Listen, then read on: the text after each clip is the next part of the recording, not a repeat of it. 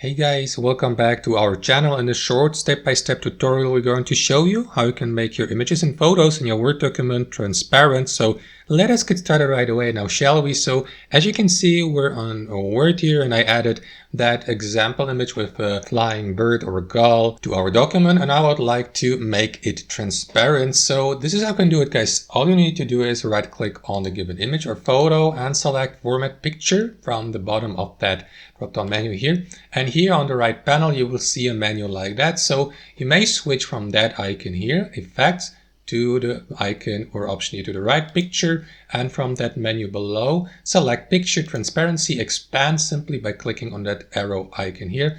And here below you will see that slider. So here you may adjust your transparency intensity, for instance, by moving it to the right. So if I set the transparency at, let's say, 30%, it will look like that. If I make it, for instance, 70% transparent, it will look like that, and so on and so forth. So if I make it really transparent, like 80% plus, it will almost disappear in the background. So it will almost be 100% transparent, guys. So that's how we do it. Thanks for watching. Hope you enjoyed the video, got some value from it, and we'll see you next time on our channel.